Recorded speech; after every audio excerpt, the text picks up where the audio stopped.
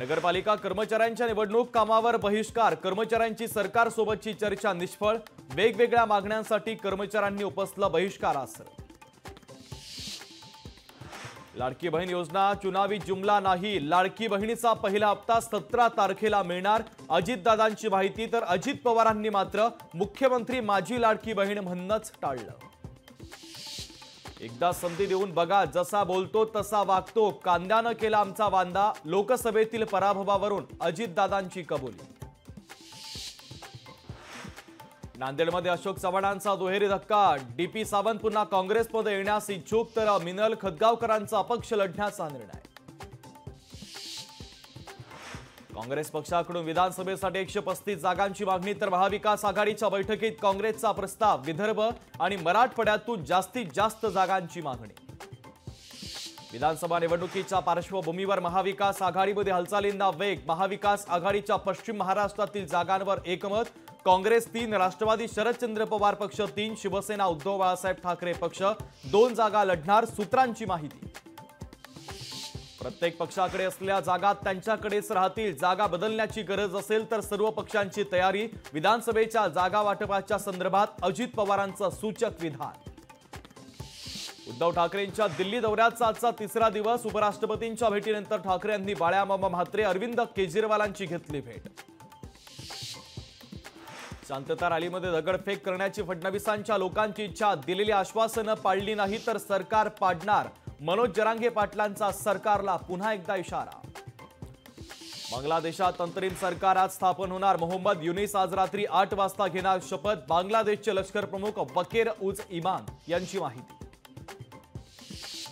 लोकसभेत किरण रिजिजू यांनी वक्फ बोर्ड सुधारणा विधेयक मांडलं, मुस्लिम खासदारांचा वक्फ बोर्ड विधेयकाला मात्र तीव्र विरोध।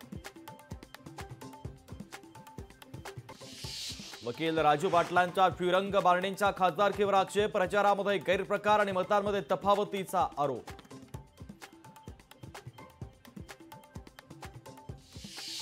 लातूर जिल्ह्यावर निलंगा मतदारसंघाचंच वर्चस्व, आमदार संभाजी पाटील निलंगेकरांचं वक्तव्य, तर आगामी निवडणुकीत निलंगेकर विरुद्ध देशमुख लढत होणार। नांदेडमध्ये मराठा आंदोलकांवर गुन्हे दाखल, राज ठाकरेंच्या दौऱ्यात आंदोलन केल्यानं गुन्हे दाखल। पैठणमध्ये विद्यार्थी गणवेशापासून वंचित, तालुक्यातील 29,000 विद्यार्थी गणवेशापासून वंचित।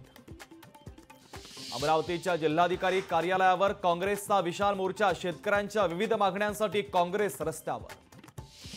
सिंधुदुर्ग ते पुणे विमानसेवेला लवकरच सुरुवात होणार, नारायण राणेंच्या पाठपुराव्याला यश, विमानसेवा फ्लाय 91 कंपनीच्या वतीनं सुरू केली जाणार। नांदेडमध्ये काँग्रेसच्या बैठकीत वादावादी, निवडणुकीच्या पार्श्वभूमीवर कुणालाही पक्षामध्ये प्रवेश देऊ नका, पक्षप्रवेशावरून मुद्द्यावरून बैठकीत वाद। स्वाभिमान गमावल्याचं सोपं उदाहरण म्हणजे उद्धव ठाकरे, भाजपचे प्रवक्ते केशव उपाध्ये यांची उद्धव ठाकरे यांच्यावर टीका। मराठा समाजाचं वैर ओढून घेऊ नका, आरक्षण मिळेल तेव्हाच शांत बसणार, मनोज जरांगे पाटील आरक्षणाच्या भूमिकेवर ठाम। पूर्ण पक्षासोबत घेण्याचे अजितदादांकडे शक्ती, मुख्यमंत्री पद मिळालं असतं तर दादांनी पूर्ण पक्ष आणला असता, धर्मराव बाबा आत्रामांचं वक्तव्य। राष्ट्रवादी शरदचंद्र पवार पक्षाची शिवस्वराज्य यात्रा उद्यापासून, आगामी विधानसभा निवडणुकांच्या पार्श्वभूमीवर यात्रेचं आयोजन, 10 दिवसात शिवस्वराज्य यात्रा 7 जिल्ह्यांमध्ये प्रचार करणार।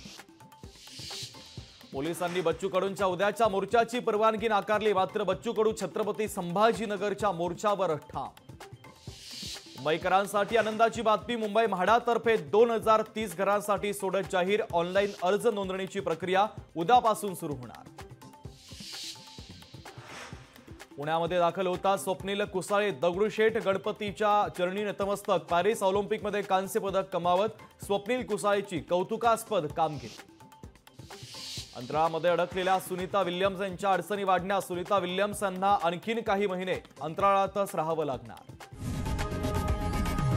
लोकशाही मराठी ऐका, पहा, जागरूक रहा।